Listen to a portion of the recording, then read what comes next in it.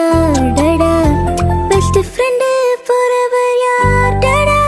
நீதான் டடா